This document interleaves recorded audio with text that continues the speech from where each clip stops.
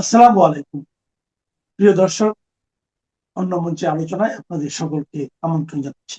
2 বছর ধরে এ পরিমাণ অত্যাচার চলবার পরেও তৃণমূলের নেতা কর্মী সমর্থকদেরকে অনাগ্রহী মনে হচ্ছে না, এবং এর ফলেই সম্ভবত ক্যাম্পাসে আবার ছাত্রলীগ ফিরে আসতে পারে এই আতঙ্কটা এত জোরদার হয়েছে যে আমার দেশের মতো পত্রিকা বারবার সাবধান করছে যে যদি ছাত্রদল ছাত্র শিবির ঐক্যবদ্ধ না থাকে তাহলে যে কোনো সময় ছাত্রলীগ ফিরে আসবে, এবং সেটাই নাকি আওয়ামী লীগ এবং ছাত্রলীগের নেতাদের ভারতে বসে করা নীল নকশা।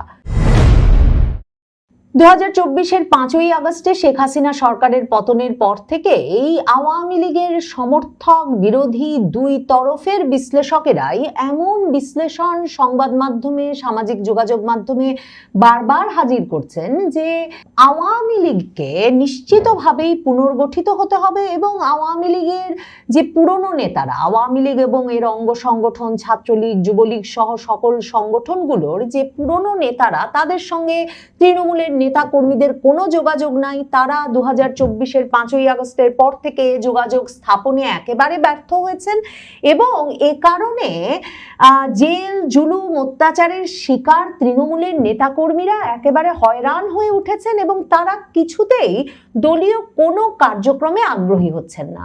অথচ এই 2 বছরের মতো সময় ধরে ব্যাপক জেল জুলুম অত্যাচার, মানে ঘরবাড়িতে আগুন দেওয়া, লুটপাট থেকে শুরু করে সব রকম অত্যাচার হওয়ার পরেও দেখা যাচ্ছে আওয়ামী লীগ এবং তার অঙ্গ সংগঠনের নেতাকর্মীরা এখনো যে শুধু বাংলাদেশের বিভিন্ন জায়গায় ঝটিকা মিছিল বের করছেন তাই নয়, মানে এই যে দল পুনর্গঠন, দলকে নতুন করে গঠন করা, সেসবের যে কথা চলছিল, বাংলাদেশ ছাত্রলীগ গত কয়েক সপ্তাহে অন্তত সারা দেশের জেলা উপজেলা মিলিয়ে এবং বিভিন্ন শিক্ষা প্রতিষ্ঠান মিলিয়ে অন্তত 50টি নতুন ইউনিটের কমিটি ঘোষণা করেছে। মানে বিস্ময়কর বিষয় হচ্ছে যে যদি দলের নেতাকর্মীদের সঙ্গে কোনো যোগাযোগই না থাকে, ছাত্রলীগের যে পুরনো কমিটি, যে কেন্দ্রীয় কমিটি, তার নেতাদের সঙ্গে যদি তৃণমূলের নেতাদের কোনো যোগই না থাকে, তাহলে এই নতুন কমিটিগুলো একেবারে নাম ঠিকানা দিয়ে কি করে ঘোষিত হতে পারছে?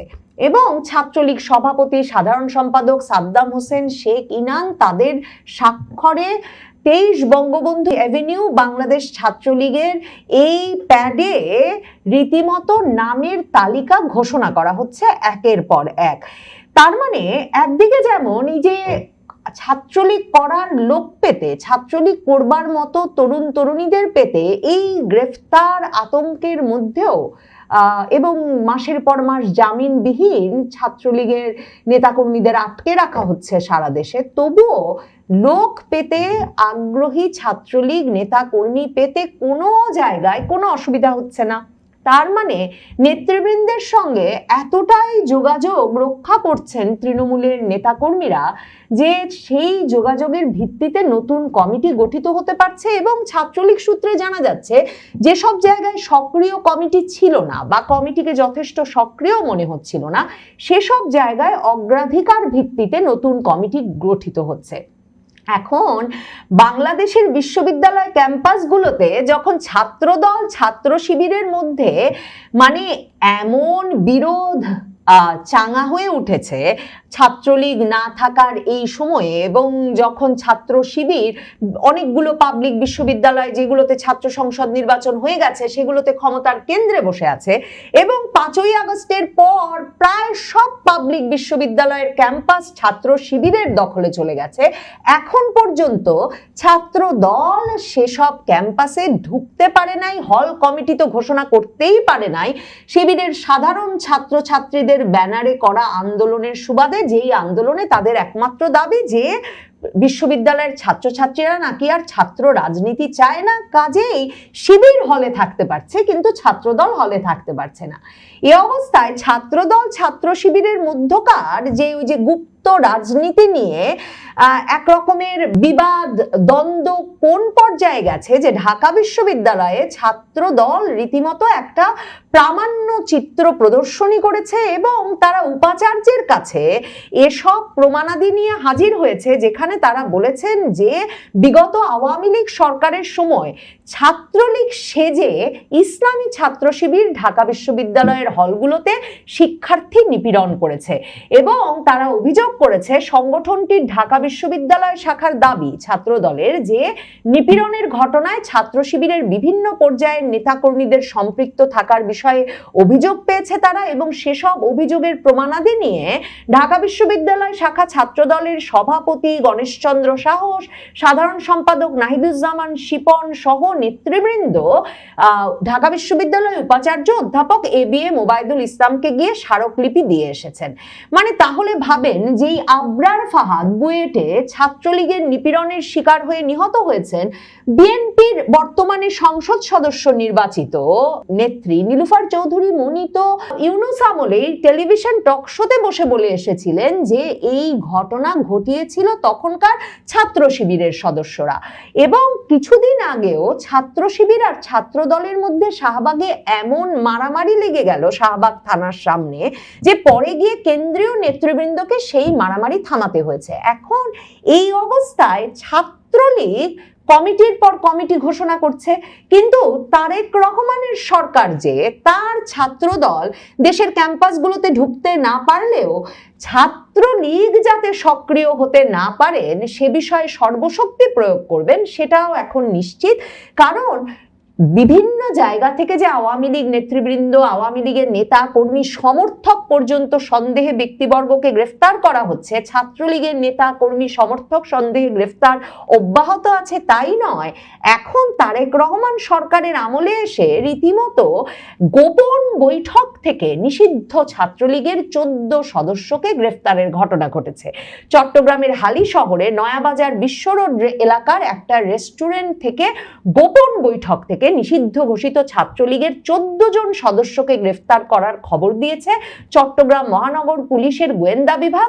তারা বলেছে যে রোববার রাত 8টার দিকে তায়েফ রেস্টুরেন্ট থেকে তারা তাদেরকে আটক করেছে এবং এই ছাত্রলীগের নেতারা নাকি শেখ হাসিনা ঐক্য পরিষদেরও প্রধান সংগঠক, এবং পুলিশ বলছে এই বৈঠকটি কোনো সাধারণ সামাজিক আয়োজন ছিল না, বরং এটি ছিল একটা পরিকল্পিত গোপন সমাবেশ যেখানে দেশের বাইরে অবস্থানরত দলীয় নেতাদের সঙ্গে সমন্বয় করে রাষ্ট্রবিরোধী কার্যক্রম পরিচালনার নীল নকশা তৈরি হচ্ছিল। এখন এসব গ্রেফতারে যে ছাত্রলীগ কিছুতেই পিছপা হবে না তার একটা প্রমাণ হচ্ছে যে রীতিমতো ঢাকা বিশ্ববিদ্যালয়ে ঝটিকা মিছিল করেছে ছাত্রলীগ এই শনিবারেও, এবং শনিবার সকাল 6:30টার দিকে ভোরবেলায় একটা ঝটিকা মিছিল করে তারা টিএসসি সংলগ্ন রাজু ভাস্কর্য এলাকায়, এবং নিষিদ্ধ ঘোষিত সংগঠন ছাত্রলীগের ওই ঝটিকা মিছিলের পর পুলিশ 2 জন ছাত্রলীগ নেতাকে গ্রেফতার করেছে, যার মধ্যে ছাত্রলীগের স্যার এফ রহমান হলের সাংগঠনিক সম্পাদক ফারহান তানভীর নাসিফও ছিলেন। তার মানে ছাত্রলীগের নেতারা এখন তাদের নিজ নিজ এলাকায় গিয়ে মিছিল করবার সাহস সঞ্চয় করতে চাইছেন এবং একটা বার্তা দিতে চাইছেন যে তারা এই নিষেধাজ্ঞা মানবেন না, তারা মিছিল করবেনই এবং এই মিছিল থেকে তারা গ্রেফতার হবেন। তারা যখন বৈঠকে বসবেন তখন যে পুলিশ এই বৈঠককে গোপন বৈঠক আখ্যায়িত করে গ্রেফতার করবেন সেটাও তারা জানেন, কিন্তু তবু ছাত্রলীগের একের পর এক কমিটি গঠিত হতে পারছে বাংলাদেশ জুড়ে, এবং জানা যাচ্ছে যে ছাত্রলীগের কমিটিগুলো ঘোষিত হওয়ার পর এরপর যুবলীগের কমিটিগুলো গঠিত করা শুরু হবে এবং যুবলীগের কোন কোন নেতাদেরকে এসব কমিটিতে রাখা হবে সে বিষয়টিও এরই মধ্যে বাছাই করা শুরু হয়েছে। রাজধানী ঢাকা সহ বিভিন্ন জেলা ও উপজেলায় ছাত্রলীগ ও যুবলীগের পুরনো কাঠামো পুনরুজ্জীবিত করার চেষ্টা করছেন ফ্যাসিস্ট আওয়ামী লীগ নেতারা, এ খবর দিয়েছে আমার দেশ, এবং তারা বলছে নিষিদ্ধ ছাত্রলীগ যুবলীগকে সংঘবদ্ধ করার নীল নকশা শুরু হয়েছে ভারত থেকে। এ বিষয়ে কলকাঠি নাড়ছেন আওয়ামী নেতারা। তার মানে একদিকে ভারতে থাকা বা যে কোনো জায়গায় থাকা আওয়ামী লীগ নেতাদের সঙ্গে তার মানে তৃণমূলের নেতাকর্মীদের এবং তাদের অঙ্গ সংগঠনের নেতাকর্মীদের সম্পর্ক আছে, এবং এই পত্রিকাটি খবর দিচ্ছে, আমার দেশ বলছে যে ছাত্রলীগের নাকি একটা মূল উদ্দেশ্য তাদের সংগঠনকে পুনরুজ্জীবিত করার, যাতে তারা গুজব ছড়িয়ে ছাত্রদল এবং ছাত্র শিবিরের মধ্যে বিরোধ বাড়াতে পারে। এখন সারা দেশে ছাত্রদল বলছে যে শিবির এতদিন আওয়ামী লীগের বা ছাত্রলীগের ছায়ার তলে বা তাদের ভাষায় লুঙ্গির তলে গিয়ে রাজনীতি করেছে, এবং ছাত্রদল এখন প্রামাণ্য প্রদর্শনী করছে এবং স্মারকলিপি নিয়ে হাজির হচ্ছে, যেখানে তারা বলছে যে শিবিরই ছাত্রলীগ সেজে এতদিন সাধারণ ছাত্রদের উপর নির্যাতন করেছে।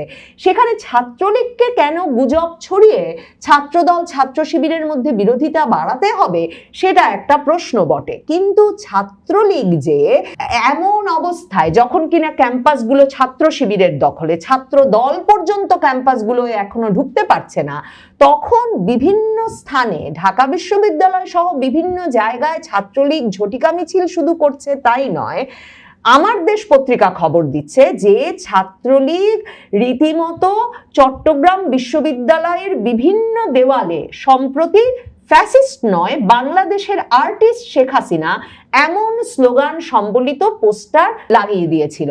তো আমার দেশ লিখছে যে পরের সচেতন শিক্ষার্থীরা ওসব পোস্টার দেখে ছিঁড়ে ফেলে ঘৃণার বহিঃপ্রকাশ ঘটিয়েছেন।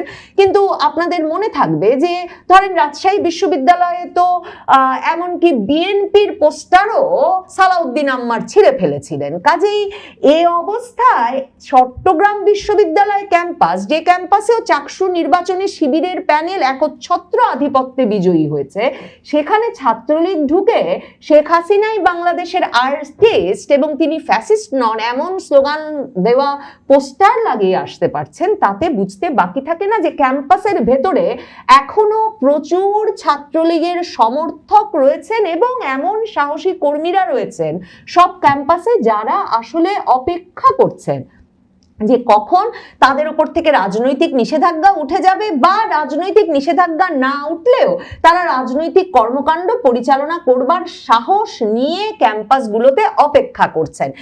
এখন ছাত্রলীগের যেসব গুরুত্বপূর্ণ কমিটি গঠিত হয়েছে এই সাম্প্রতিক সময়ে, তার মধ্যে দেখা যাচ্ছে যে ঢাকা আইন জেলা শাখার নাম পরিবর্তন করে সম্মিলিত আইন জেলা শাখা গঠন করা হয়েছে। সেখানে সভাপতি করা হয়েছে আব্দুর রাজ্জাক, সাধারণ সম্পাদক করা হয়েছে রাতিন মিয়াকে।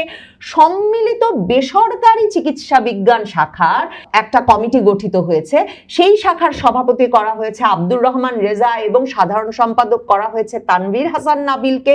সলিমুল্লাহ কলেজ শাখায় কমিটি গঠন করা হয়েছে। চুয়াডাঙ্গা জেলা ছাত্রলীগের কমিটি গঠন করে সেখানে সভাপতি হিসেবে জাকির হোসেন জ্যাকি এবং সাধারণ সম্পাদক হিসেবে সালেম মোহাম্মদ শোয়েব রিগানের নাম ঘোষণা করা হয়েছে। এবং এই যে কমিটির নামগুলো, এই নামধাম পরিচয় সহ কমিটিগুলোর ঘোষণা করে যে তালিকা, সেটা কিন্তু সামাজিক যোগাযোগ মাধ্যমে প্রকাশ্যে ঘটছে। ময়মনসিংহের ত্রিশাল উপজেলা কমিটিও কিন্তু গঠিত হয়েছে। রাশেদুল হাসান রাশেদকে সভাপতি এবং রাজীব মিয়া রাজুকে সেখানে সভাপতি করা হয়েছে, সাধারণ সম্পাদক করা হয়েছে। জেলা সভাপতি আল আমিন এবং সাধারণ সম্পাদক হুমায়ুন কবির এই উপজেলা কমিটির তালিকা ঘোষণার সময় স্বাক্ষর করেছেন। তার মানে আওয়ামী লীগের পুরো তৃণমূল ছত্রভঙ্গ হয়ে গেছে। জেলা কমিটি নাই, উপজেলা কমিটি নাই, সব ওখানে বসে সাদ্দাম আর ইনান করছেন। ব্যাপারটা এমনও নয়, ব্যাপারটা এখনো এমন যে জেলা কমিটির যারা প্রধান তারা মিলে আবার উপজেলা কমিটি গঠন করছেন এবং যার যার কমিটি গঠনে তারাই স্বাক্ষর দিচ্ছেন। কাজে এই বিষয়গুলো খেয়াল করলে আওয়ামী লীগকে এখনো ছত্রভঙ্গ মনে হচ্ছে না। আওয়ামী লীগ ছাত্রলীগ করতে সেই দলের কর্মী হিসেবে নাম প্রকাশে এখন পর্যন্ত 2 বছর ধরে এ পরিমাণ অত্যাচার চলবার পরেও তৃণমূলের নেতা কর্মী সমর্থকদেরকে অনাগ্রহী মনে হচ্ছে না, এবং এর ফলেই সম্ভবত ক্যাম্পাসে আবার ছাত্রলীগ ফিরে আসতে পারে এই আতঙ্কটা এত জোরদার হয়েছে যে আমার দেশের মতো পত্রিকা বারবার সাবধান করছে যে যদি ছাত্রদল ছাত্র শিবির ঐক্যবদ্ধ না থাকে তাহলে যে কোনো সময় ছাত্রলীগ ফিরে আসবে, এবং সেটাই নাকি আওয়ামী লীগ এবং ছাত্রলীগের নেতাদের ভারতে বসে করা নীল নকশা। কিন্তু ছাত্র দলকেও তো ছাত্র শিবির ঢুকতে দিচ্ছে না। তারেক রহমান প্রধানমন্ত্রী, তিনি যদিবা ছাত্র শিবিরকে ক্যাম্পাসে একাধিপত্য রক্ষায় ব্যাপক প্রচেষ্টা করছেন, আওয়ামী লীগ ঠেকাতে তিনি আইন করে নিয়েছেন, ইউনূসের রাজনৈতিক কার্যক্রম নিষিদ্ধ করে দেওয়া অধ্যাদেশটিকে তিনি আইনে পরিণত করেছেন, ছাত্রলীগের গ্রেফতার এবং ছাত্রলীগকে এখন রীতিমতো গোপন বৈঠক থেকেও গ্রেফতার করা শুরু করেছেন তিনি। কিন্তু ছাত্র দল যদি ঢুকতে না পারে ক্যাম্পাসগুলোয়, তাহলে তো ছাত্র দল ছাত্র শিবিরের মধ্যে যে বিবাদ, যে দ্বন্দ্ব, যে আধিপত্যের লড়াই, সেটা আরো তীব্র আকার ধারণ করবে এবং সেটাই স্বাভাবিক। এবং সেই আধিপত্যের লড়াই তীব্র হলে সাধারণ ছাত্রছাত্রীদের উপর নিপীড়ন বাড়লে এবং তাদের নিরাপত্তাহীনতা বাড়লে ক্যাম্পাসগুলোতে ছাত্রলীগ সক্রিয় করবার যে দাবি, সেটা আরো জোরদার হবে। সেটাই তো বোধহয় স্বাভাবিক। সম্ভবত সেই সমীকরণটুকু মিলিয়েই ছাত্রলীগ নতুন নতুন কমিটি ঘোষণা করছে, আর ছাত্রলীগের নেতাকর্মীরা ভাবছেন তাদের যেহেতু দেয়ালে পিঠ ঠেকেই গেছে, কাজেই বের হয়ে আসার পথ কিছুতেই বন্ধ করা যাবে না। তাই ঢাকা বিশ্ববিদ্যালয়, চট্টগ্রাম বিশ্ববিদ্যালয়েও তারা তাদের সক্রিয় উপস্থিতির প্রমাণ রাখছেন বটে। নতুন সরকার শপথ নিলেই সেনাবাহিনী ব্যারাকে ফিরে যাবে জানিয়েছিলেন সেনাপ্রধান জেনারেল ওয়াকারুজ্জামান। তাও সেই 15 ফেব্রুয়ারি অর্থাৎ নির্বাচনের 3 দিন পর। তারপর বিএনপি সরকার পুরনো এবং বাসি হয়ে সরে পড়ার সময়ও এসে গেল, তবু আর্মি ব্যারাকে ফিরে এলো না। প্রশ্ন হলো কেন? তারেক রহমানের বাচাল এবং টেরিকাটা উপদেষ্টা ডাক্তার জাহিদুর রহমান বলেছেন, সেনাবাহিনী থাকায় নাকি মানুষ নিরাপদ বোধ করে, তাই সেনাবাহিনী যাচ্ছে না। তাহলে এক কাজ করলে কেমন হয়? সেনাবাহিনীর কাছে ক্ষমতা দিয়ে তারেক রহমান, জাহিদুর রহমানরা সরে গেলেই পারেন, তাতে মানুষ আরো নিরাপদ বোধ করবে, তাই না? কে বলেন?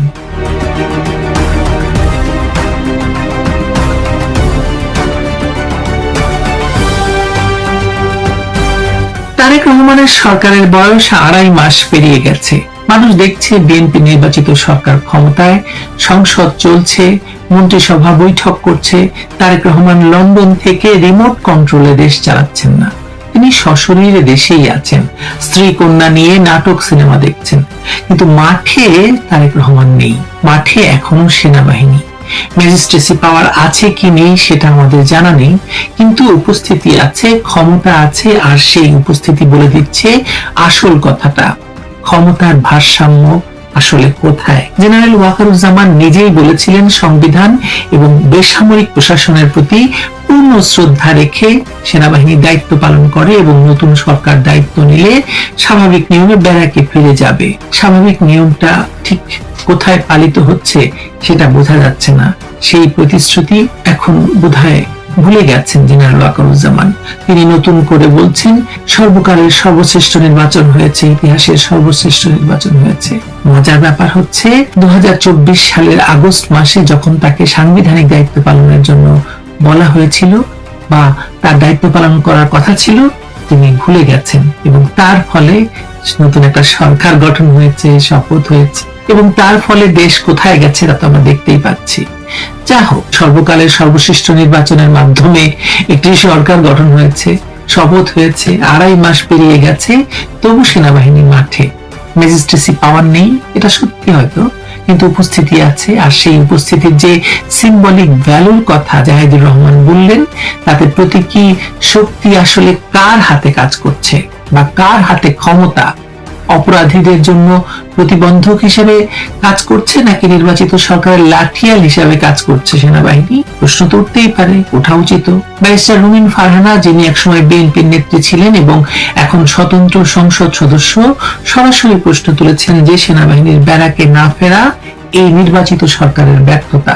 তার মতে পেছনে দুটো কারণ থাকতে পারে। প্রথমত, পুলিশ একটা ছোট জগন্নাথ হয়ে গেছে, ভয়ে আছে, কারণ পুলিশের ভেতরে বিরাট হত্যাযজ্ঞ হয়েছে, পুলিশ সেই হত্যাযজ্ঞের শিকার এবং পুলিশ একা আইন শৃঙ্খলা সামলাতে পারবে এই আত্মবিশ্বাস সরকারেরও নেই। দ্বিতীয়ত, সেনাবাহিনী সরে গেলে আওয়ামী লীগ মাঠে নামতে পারে, সেই ভয় বিএনপির আছে। দুটো কারণে যদি সত্য হয়, তাহলে এটা কি প্রমাণ করে না যে বিএনপির রাজনৈতিক সামর্থ্য আওয়ামী লীগকে রাজনৈতিকভাবে মোকাবেলার মতো নেই? বিএনপি আসলেই 16 বছর ছোট জগন্নাথ ছিল, এখনো তাই আছে। এখনো সেই জামায়াত শিবির এবং এনসিপির উপর ভরসা করে সরকার চালাচ্ছে, এখনো সেনাবাহিনীর উপর ভরসা করে সরকার চালাচ্ছে, নিজেদের কোনো ক্ষমতা নেই। এখানে আওয়ামী লীগের প্রসঙ্গটা আসা স্বাভাবিক। বাংলাদেশের রাজনৈতিক ইতিহাসের দিকে যদি আমরা তাকাই তাহলে দেখতে পাই যে অবৈধভাবে ক্ষমতা যখনই দখল হয় তখন আওয়ামী লীগের উপর সবচেয়ে বড় আঘাত আসে। 1975 সালে হয়েছে এবং ইউনূসের অবৈধ শাসন আমলেও অধ্যাদেশ জারি করে আওয়ামী লীগের কার্যক্রম নিষিদ্ধ করা হয়েছে। আর তারেক রহমানের সরকার সেই নিষেধাজ্ঞাকে সংসদে আইন করে বৈধতার দিয়েছে। এই ধারাবাহিকতা কি কাকতালীয়? না, কারণ আওয়ামী লীগ এই দেশের সবচেয়ে পুরনো এবং গণতান্ত্রিক রাজনৈতিক দল, স্বাধীনতার নেতৃত্ব দানকারী শক্তি এবং বাংলাদেশের জন্মের আগে থেকে নিয়মতান্ত্রিক রাজনীতির পথে চলা একটি রাজনৈতিক দল। এই দলকে ঠেকিয়ে না রাখতে পারলে অবৈধ ক্ষমতা দখলকারীদের টিকে থাকা কঠিন। তাই আওয়ামী লীগের বিরুদ্ধে সেনাবাহিনীকে ব্যবহারের রাজনীতিটা নতুন নয়, এটা একটা পুরনো কৌশলের নতুন সংস্করণ। চলেন একটু পাকিস্তানের দিকে তাকাই আমরা। এর আগেও পাকিস্তান সম্পর্কে বলেছিলাম, কারণ পাকিস্তান থেকে শিক্ষাটা নেওয়া না গেলে বাংলাদেশের ভবিষ্যৎটা ঠিক বোঝা যাবে না। পাকিস্তানে এখন যা চলছে তাকে বলা হয় মুনির মডেল। মুনির মডেলের সরকার, আসিফ মুনির, গণতন্ত্রের আবরণে সামরিক নিয়ন্ত্রণ। শাহবাজ শরীফ প্রধানমন্ত্রী বটে, কিন্তু আসল ক্ষমতা ফিল্ড মার্শাল আসিফ মুনিরের হাতে। সংবিধান সংশোধন করে তাকে আজীবন দায়মুক্তি দেওয়া হয়েছে, নবায়নযোগ্য 5 বছরের মেয়াদ দেওয়া হয়েছে। পররাষ্ট্রনীতি, অর্থনীতি, বিনিয়োগ, এমনকি গাজায় যুদ্ধ বন্ধের আলোচনা পর্যন্ত সবকিছুতেই সেনাপ্রধান সামনে। প্রেসিডেন্ট ট্রাম্প যখন হোয়াইট হাউসে শাহবাজ শরীফ এবং মুনিরের নাম একসঙ্গে উচ্চারণ করেন তখন বিশ্ব বুঝে ফেলে যে পাকিস্তানে আসলে কে ক্ষমতায় আর কে পুতুল প্রধানমন্ত্রী। বাংলাদেশে কি এই মডেলের ছায়া পড়েছে? সম্প্রতি বাংলাদেশের সেনাপ্রধান আমেরিকা ঘুরে এসেছেন এবং শোনা যাচ্ছে তিনি ব্যাপক ডিল করে এসেছেন আমেরিকান সরকারের সঙ্গে। যা রাজনৈতিক সরকার দিতে পারবে না বাংলাদেশের সেনাবাহিনী, সেটা আমেরিকার হাতে তুলে দেবে, এরকম কথাও শোনা যাচ্ছে। আপনি কি এই প্রশ্নটা উড়িয়ে দিতে পারবেন যে বাংলাদেশে পাকিস্তানের মডেলে ওয়াকারুজ্জামান গণতন্ত্র চলছে না? বৈধ ইউনূস সরকারের 1.5 বছরের সেনাবাহিনী একটি অস্বাভাবিক ভূমিকায় অভ্যস্ত হয়ে পড়েছিল। রাস্তায় টহল, ম্যাজিস্ট্রেসি ক্ষমতা, বেসামরিক প্রশাসনকে সহায়তা, এই দীর্ঘ অভ্যাস সহজে ছাড়া যাচ্ছে না। আর এখন বিএনপির তারেক রহমানের সরকার, যাকে ইউনূস সরকারের বর্ধিত সংস্করণ বলাই সঙ্গত, সেই সরকারও চাইছে সেনাবাহিনী মাঠে থাকুক, কারণ তাদের নিজস্ব রাজনৈতিক সামর্থ্যের ঘাটতি প্রবল। পাকিস্তানের ইতিহাস বলে একবার যখন বেসামরিক রাজনীতিবিদরা সেনাবাহিনীর হাতে ক্ষমতা তুলে দেয় তখন সেই ক্ষমতা আর ফেরত পাওয়া যায় না। ইমরান খানের বিরুদ্ধে লড়াইয়ে পাকিস্তানের বেসামরিক রাজনীতিকরা সেনাবাহিনীকে ডেকে এনেছিলেন। শেষমেশ সেনাবাহিনী শুধু ইমরান খানকেই সরায়নি, রাষ্ট্রটাকেই গিলে ফেলেছে। বাংলাদেশেও এই প্যাটার্নের বীজ বপন করা হচ্ছে কিনা বা এই প্যাটার্নের গাছ অলরেডি বিরাট মহিরুম হয়ে গেছে কিনা আমরা জানি না। তবে বাংলাদেশে উল্টোটাও হতে পারে। বাংলাদেশের সেনাবাহিনী আসলে ইউনূসকে বসিয়েছে, সেনাবাহিনী তারেক রহমানকেও বসিয়েছে তথাকথিত নির্বাচনের মাধ্যমে, যে কারণে এখন গলাবাজি করে ওয়াকারুজ্জামানকে বলতে হচ্ছে সর্বকালের সর্বশ্রেষ্ঠ নির্বাচন হয়েছে। তথাকথিত গণ অভ্যুত্থানের পর থেকে বাংলাদেশের রাজনৈতিক সংকট আসলে আরো গভীর হয়েছে। জুলাই সন্ত্রাসীদের তাণ্ডবে যে রাষ্ট্রীয় বিশৃঙ্খলা তৈরি হয়েছিল, সেই শূন্যতায় সেনাবাহিনী ভূমিকা নিয়েছে তার গণতান্ত্রিক কাঠামোর সঙ্গে সামঞ্জস্যহীন। এর সাথে যোগ হয়েছে যুদ্ধাপরাধী জামায়াত ইসলামী এবং তাদের ছাত্র সংগঠন ইসলামী ছাত্র শিবিরের রাজনৈতিক পুনরুত্থান। এই মৌলবাদী শক্তি এখন রাষ্ট্রের অনেক গভীরে প্রবেশ করে গেছে। সেনাবাহিনীর মধ্যে জামায়াত মানসিকতার উপস্থিতি নিয়ে প্রশ্ন আগেও তুলেছি, এখন তো এটা আরো বেশি প্রাসঙ্গিক। রবিন ফারহানা বলেছেন, রাজনীতিকে রাজনীতি দিয়ে মোকাবেলা করতে হয়, নির্বাহী আদেশে বল প্রয়োগে কেউ টিকতে পারে না। কথাটা সঠিক, কিন্তু বাস্তবতা হলো বিএনপি সেই রাজনৈতিক পরিপক্কতা অর্জন করতে পারেনি। তাই তাদের সেনাবাহিনীর ছায়া দরকার। তাই জাহিদুর রহমানের মতো তথাকথিত উপদেষ্টারা সিম্বলিক ভ্যালুর কথা বলেন, আর এই সিম্বলিক ভ্যালু একদিন সিম্বলিক থাকে না, আসলে বাস্তব ক্ষমতায় পরিণত হয়। পাকিস্তানের ইতিহাস তার সাক্ষী।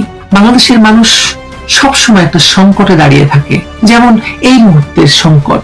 একদিকে একটা দুর্বল লন্ডন চালিত বিএনপি সরকার, অন্যদিকে যুদ্ধাপরাধীর দল জামায়াত, যারা রাষ্ট্র ক্ষমতার একেবারে কাছাকাছি পৌঁছে গেছে, আর মাঝখানে সেনাবাহিনী, যাদের মাঠে থাকার প্রতীকী মূল্য দিন দিন বাড়ছে। এই সমীকরণে গণতন্ত্রের ভবিষ্যৎটা আসলে কোথায় বলেন? জাহিদুর রহমান বলেছেন মানুষ নিরাপদ বোধ করে সেনাবাহিনী মাঠে থাকলে, কিন্তু মানুষ কি সত্যি নিরাপদ? নাকি নিরাপত্তার এই মায়া জালটা আসলে একটা ধীর গতির ক্ষমতা হস্তান্তরের প্রক্রিয়া? বাংলাদেশের বাস্তবতা যেদিকে যাচ্ছে, পাকিস্তানের সাথে তার মিলটা কিন্তু উদ্বেগজনক। সেখানে শাহবাজ শরীফ আছেন, এখানে বিএনপি আছে, সেখানে মুনির আছেন, এখানে ওয়াকার আছে। তারেক রহমানকে খুব কৌশলে নানা রকম মুচলেকা দিয়ে বাংলাদেশে নিয়ে যাওয়া হয়েছে। সেখানে গণতন্ত্রের মুখোশের আড়ালে সামরিক শাসন। বাংলাদেশে কি আছে আপনারাই বলুন।